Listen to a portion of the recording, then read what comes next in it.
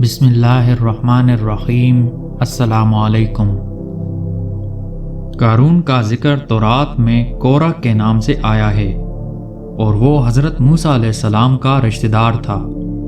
بظاہر اس نے آپ کا دین قبول کر لیا تھا، نماز پڑھتا تھا، تورات پڑھتا تھا، لیکن ریاکار اور کمزور عقیدے کا انسان تھا اور مکمل ایمان نہیں رکھتا تھا۔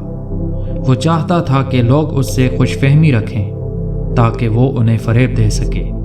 قارون فصلوں کو سستا خرید لیتا اور بعد میں انہیں مہنگے داموں فروخت کرتا تھا، معاملات میں کم تولتا، دھوکہ اور بے انصافی کرتا، سود کھاتا اور جتنا ہو سکتا تھا لوگوں پر ظلم کیا کرتا۔ اسی قسم کے کاموں سے بہت زیادہ دولت اکٹھی کر لی تھی اور اسے ہر چیز سے زیادہ عزیز رکھتا تھا۔ قارون خدا پرست نہ تھا بلکہ دولت پرست تھا۔ اپنی دولت عیش و عشرت میں خرچ کرتا تھا۔ بہت عمدہ محل بنایا اور ان کے در و دیوار کو سونے اور مختلف قسم کے جواہرات سے مزین کیا، یہاں تک کہ اپنے گھوڑوں اور اونٹوں کو سونے اور جواہرات سے مزین کیا۔ قارون کے پاس سینکڑوں غلام اور کنیزیں تھیں۔ ان کے ساتھ برا سلوک کرتا اور انہیں مجبور کرتا تاکہ اس کے سامنے زمین پر گر پڑیں اور اس کے پاؤں کو بوسہ دیں۔ بعض عقل مند مومن اسے نصیحت کرتے اور کہتے کہ اے قارون، یہ تمام باغ اور ثروت کس لیے؟ یہ سب دولت اور مال کس لیے ذخیرہ کر رکھا ہے؟ کیوں لوگوں پر اتنا ظلم ڈھاتے ہو؟ خدا کو کیا جواب دو گے؟ لوگوں کا حق کیوں پامال کرتے ہو؟ غریبوں اور ناداروں کی کیوں مدد نہیں کرتے؟ نیک کاموں میں کیوں قدم نہیں بڑھاتے؟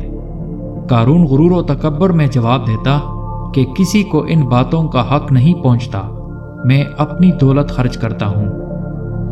مومن اسے واعظ کرتے اور کہتے کہ اتنی بڑی دولت حلال سے اکٹھی نہیں ہوتی۔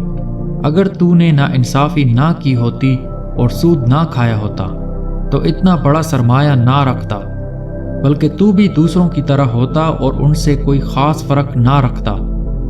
قارون جواب میں کہتا، نہیں، میں دوسروں کی طرح نہیں، میں چالاک اور محنتی ہوں، میں نے کام کیا ہے اور دولت مند ہوا ہوں۔ دوسرے بھی جائیں اور کام کریں، زحمت اٹھائیں تاکہ وہ بھی دولت مند ہو جائیں۔ میں کس لیے غریبوں کی مدد کروں؟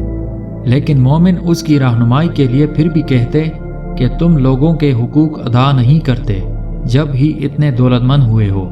اگر تم مزدوروں کا حق ادا کرتے تو اتنے ثروت مند نہ ہوتے اور وہ اتنے فقیر اور خالی ہاتھ نہ ہوتے۔ اب بھی اگر چاہتے ہو کہ سعادت مند اور عاقبت بخیر ہو جاؤ تو اپنی دولت کو مخلوق خدا کی آسائش اور ترقی میں خرچ کرو۔ دولت کا انبار لگا لینا اچھا نہیں۔ دولت کو ان راستوں میں خرچ کرو جسے خدا پسند کرتا ہے۔ لیکن قارون مومنین کا مذاق اڑاتا اور ان کی باتوں پر ہنستا اور غرور اور بے اعتنائی سے انہیں کہتا کہ بے فائدہ مجھے نصیحتیں نہ کرو، میں تم سے بہتر ہوں اور اللہ پر زیادہ ایمان رکھتا ہوں۔ جاؤ اپنا کام کرو اور اپنی فکر کرو۔ ایک دن قارون نے بہت عمدہ لباس پہنا اور بہت عمدہ گھوڑے پر سوار ہوا اور اپنے محل سے باہر نکلا۔ بہت سے نوکر چاکر بھی اس کے ساتھ باہر آئے۔ لوگ قارون کی عظمت کو دیکھنے کے لیے راستے میں کھڑے تھے، اس قدر سونے اور جواہرات کے دیکھنے پر حسرت کر رہے تھے۔ بعض نادان اس کے سامنے جھکتے اور زمین پر گر پڑتے اور کہتے، کتنا خوش نصیب ہے قارون، کتنی ثروت کا مالک اور کتنی سعادت رکھتا ہے۔ خوشحال قارون کتنی اچھی زندگی گزارتا ہے، کتنا سعادت مند اور خوشبخت ہے، کاش ہم بھی قارون کی طرح ہوتے۔ لیکن سمجھدار مومنین کا دل ان لوگوں کی حالت پر جلتا۔ وہ انہیں سمجھاتے اور کہتے کہ سعادت اور خوشبختی زیادہ دولت میں نہیں ہوا کرتی، کیوں اس کے سامنے زمین پر گر پڑتے ہو؟ ایک ظالم انسان کا اتنا احترام کیوں کرتے ہو؟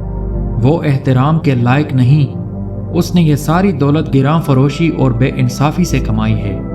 وہ سعادت مند نہیں، سعادت مند وہ انسان ہے جو خدا پر واقعی ایمان رکھتا ہو، اللہ کی مخلوق کی مدد کرتا ہو اور وہ لوگوں کے حقوق سے تجاوز نہ کرتا ہو۔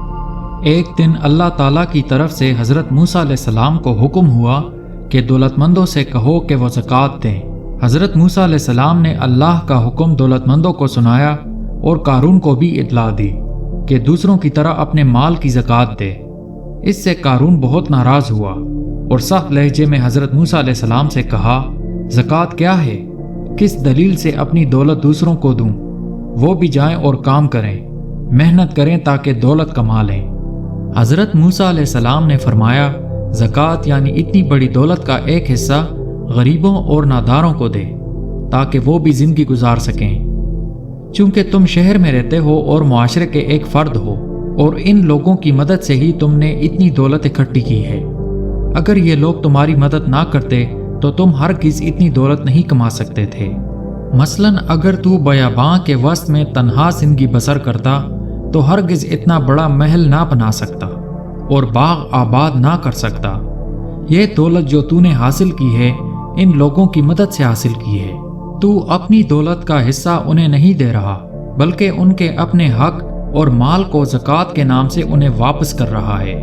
لیکن قارون نے حضرت موسیٰ علیہ السلام کی دلیل کی طرف توجہ نہ دی اور کہا، اے موسیٰ، یہ کیسی بات ہے جو تم کہہ رہے ہو؟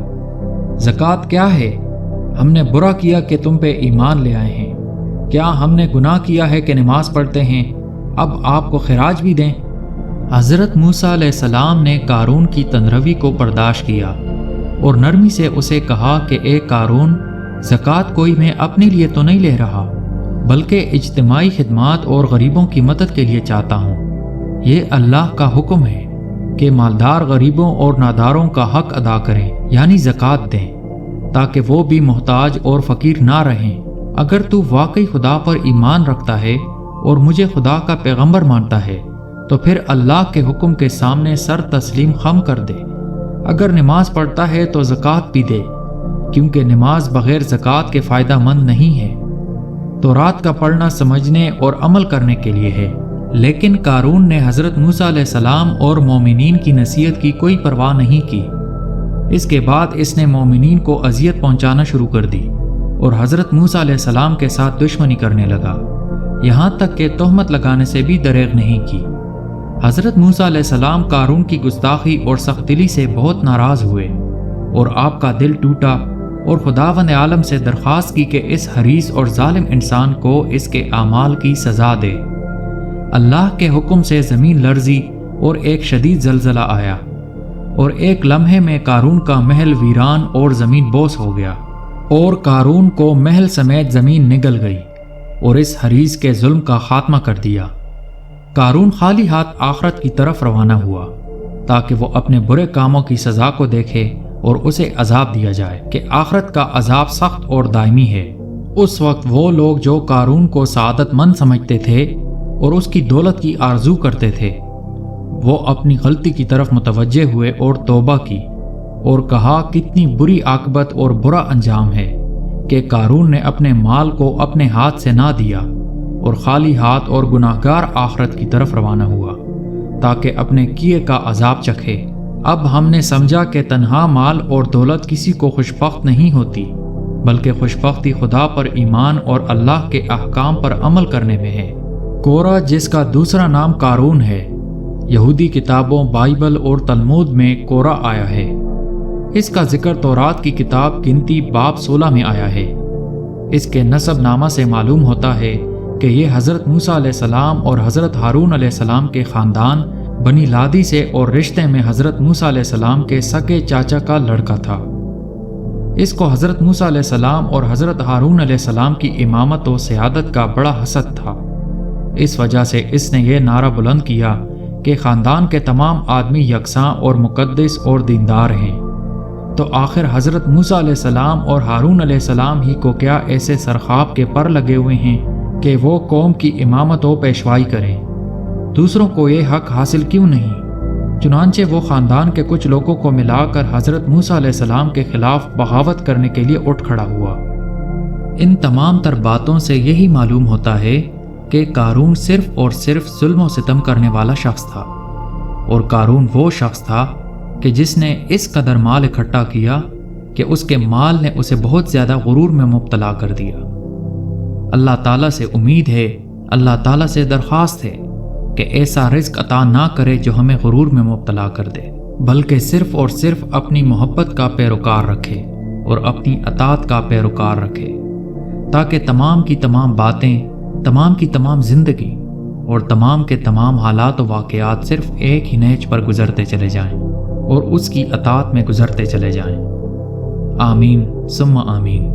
ویڈیو پسند آنے کی صورت میں اسے لائک کریں، ہمارے چینل کو سبسکرائب کریں، اپنے گرد و نواح اور رشتہ داروں کا خاص خیال رکھیں۔ اللہ تعالی ہم سب کا حامی و ناصر ہو۔ اللہ حافظ۔